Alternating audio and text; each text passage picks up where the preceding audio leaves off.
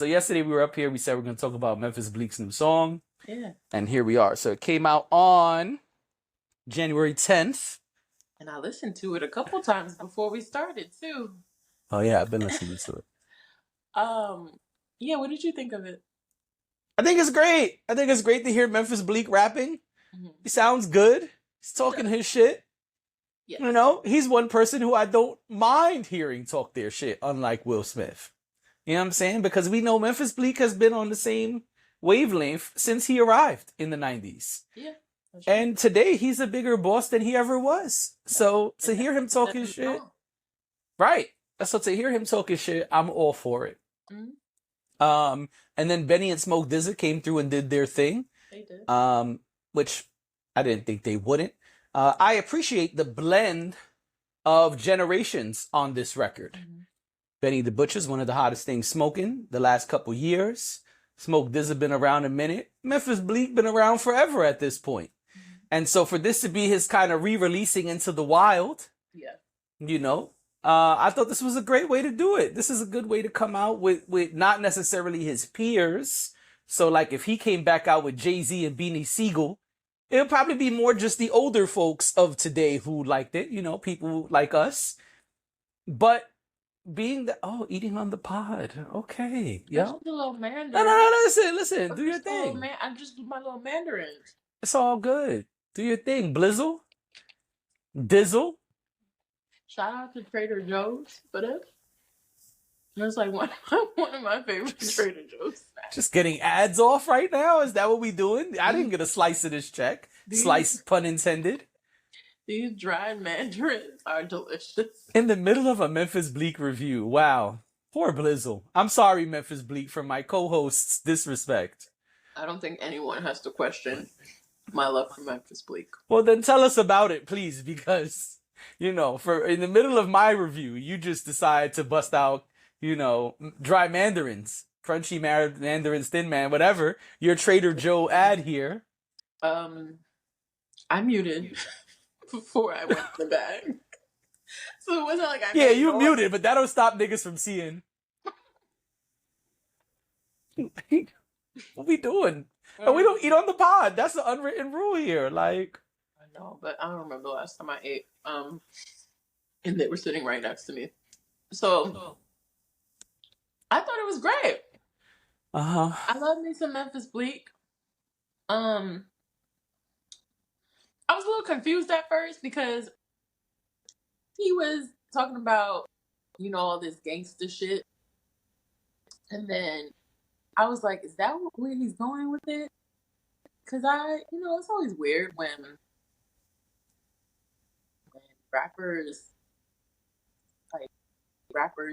that are older now talk about things they were talking about back then. So you feel it should be more mature content? Yeah, or like the content has to. I feel like the content should grow with you over time. If you're creating new music and you're still talking about like how much you moved back in 1995, it's kind of weird, right? Like, especially for somebody who's in a different space now. It's kind of like, are you really? When did you write this? But what I realized he did was he brought it up and then was basically like, I mean, I could do it better than you, but I'm not even about that life anymore. And I was like, oh, okay, I get it. Right. I get it. And I just want to say, I feel like people say that, but then give a pass to who they want to give a pass to with that. You got to mature with your audience thing. Because Jay-Z was like pretty old when he said, I used to cop on Harlem, 560 State Street, or 550, whatever the number is. And everyone loves that song, and it's New York's song, and everyone sings it every chance they get still today. And yes, after that, he did 444, which I'm not a big fan of. But that was not, I mean, he was old enough. That's fair. I'm sure that does happen. I can't speak for anybody else, but I prefer when they keep it. And you know, Rick Ross. Oh, I almost choked. Don't joke. I think it's totally fine for you to talk about your past experiences, but I think it's how you talk about it. Okay. So, like I said, once I rewound the song back to that part, and I realized he wasn't he wasn't really saying, "Oh, I do this now." He was saying, Mhm. I did this, and now I'm doing this other thing, and I'm still killing it, and that's fine. I don't, you know, I just feel like let's be a little bit more inventive Okay. when it comes to stuff like that. That's it. I got you.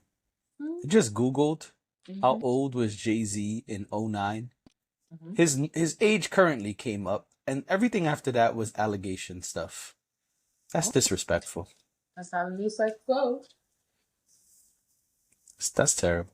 They say everything current is on the first two pages of your Google search. So what you're really It's, looking for is probably on page 3 or 4.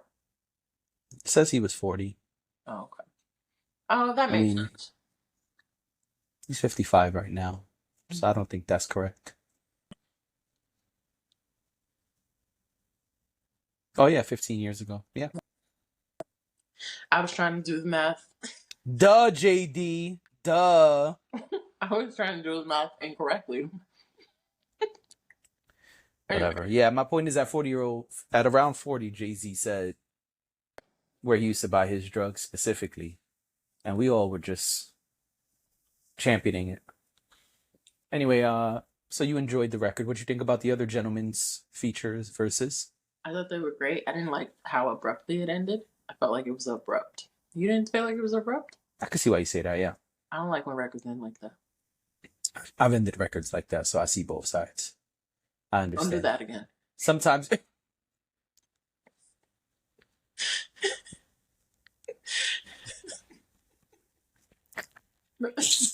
Just trying to give you some advice. yeah, that's twice you cut me off.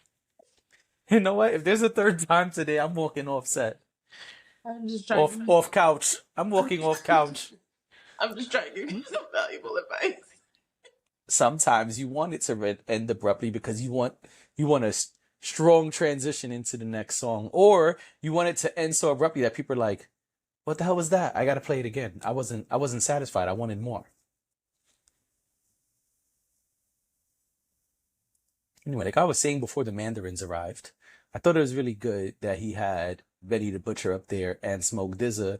You kind of have a good stretch of rap fans who would enjoy this track.